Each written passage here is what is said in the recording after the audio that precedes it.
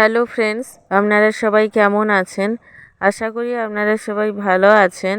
আমার channel সুস্মিতাজ food জাংশনে আপনাদের সবাইকে স্বাগত জানাই। আজ আমি আপনাদের সাথে শেয়ার করব আলু ফুলকপির তরকারির রেসিপি। আশা করি আপনাদের ভালো লাগবে। যদি এই রেসিপিটি আপনাদের ভালো লাগে তবে অবশ্যই ট্রাই করবেন এবং আমার চ্যানেলটিকে সাবস্ক্রাইব করে পাশে থাকবেন। আলু ফুলকপির তরকারি বানানোর জন্য আমি উপকরণ হিসেবে নিয়েছি ফুলকপি, যেটা ডুমো ডুমো করে আমি কেটে নিয়েছি, আর নিয়েছি আলু, যেটাকে ডুমো ডুমো করে কেটে আমি সেদ্ধ করে নিয়েছি। এছাড়াও আমি উপকরণ হিসেবে নিয়েছি পেঁয়াজ কুচি। পেঁয়াজ কুচি ছাড়াও আমি উপকরণ হিসেবে নিয়েছি আদা বাটা, রসুন বাটা, সামান্য চিনি, লঙ্কার গুঁড়ো, হলুদ গুঁড়ো, স্বাদ অনুযায়ী নুন, একটি এলাচ এবং নিয়েছি এক টুকরো দারুচিনি। আলু ফুলকপির তরকারি বানানোর জন্য প্রথমে আমি ফুলকপিটাকে নুন এবং হলুদ গুঁড়ো দিয়ে মাখিয়ে নেব। নুন হলুদ মাখিয়ে ফুলকপিটাকে আমি কিছুক্ষণের জন্য রেখে দেব। তারপর আমি ফুলকপিটাকে কষে নেব। তার জন্য ওভেনে কড়াই বসিয়ে দেব। কড়াইয়ের মধ্যে দিয়ে দেব সাদা তেল। আপনারা চাইলে সর্ষের তেলেও রান্নাটি করতে পারেন। সাদা তেল গরম হলে আমি তেলের মধ্যে নুন এবং হলুদ মাখানো ফুলকপিটা দিয়ে দেব এবং ফুলকপিটাকে ভালোভাবে কষিয়ে নেব। ফুলকপিটা ভালোভাবে কষানো হয়ে গেলে আমি একটি পাত্রে ফুলকপিটা তুলে নেব। তারপর ওই একই কড়াইতে আমি আগে থেকে সেদ্ধ করে রাখা আলুটাও ভালোভাবে কষিয়ে নেব।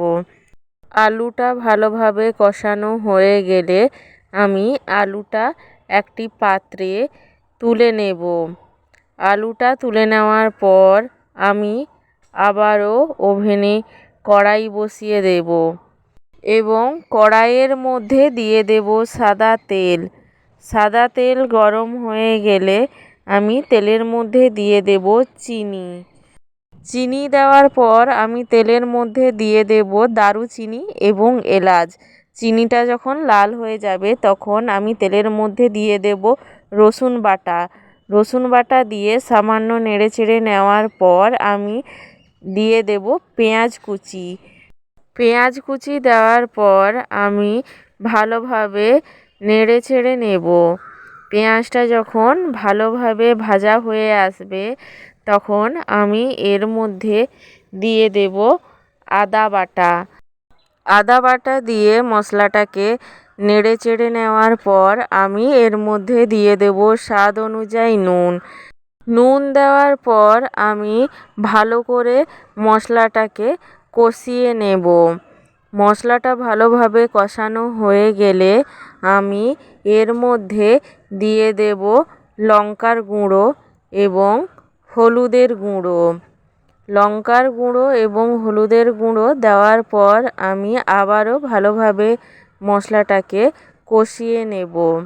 মশলাটা যখন ভালোভাবে কষানো হয়ে যাবে তখন মশলা থেকে তেল ছাড়তে শুরু করবে। মশলা থেকে তেল ছাড়তে শুরু করলে আমি এর মধ্যে দিয়ে দেব আগে থেকে কষিয়ে রাখা ফুলকপি এবং আলু। মশলাতে ফুলকপি এবং আলু দেওয়ার পর আমি সমস্ত উপকরণ ভালোভাবে কষিয়ে নেব। ভালোভাবে সমস্ত কিছু কষানো হয়ে গেলে আমি এর মধ্যে দিয়ে দেব পরিমাণ মতন জল। জল দেওয়ার পর আমি এটাকে কিছুক্ষণ ফুটতে দেব যাতে ফুলকপিটা ভালোভাবে সেদ্ধ হয়ে যায়।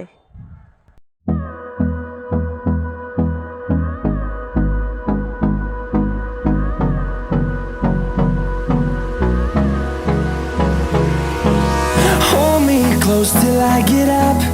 Time is barely on our side. I don't wanna waste what's left. The storms we chase are leading us, and love is all we'll ever trust. Yeah, no, I don't wanna waste what's left. And on. ফুলকপিটা সেদ্ধ হয়ে গেলে আমার আলু ফুলকপির তরকারিটা ready হয়ে যাবে এবং তরকারিটা আমি নামিয়ে নিয়ে গরম গরম সার্ভ করে দেব। আপনারা এইভাবে আলু ফুলকপির তরকারি বানিয়ে ভাত, রুটি, পরোটা, লুচির সাথে খাবেন। আশা করি ভালো লাগবে।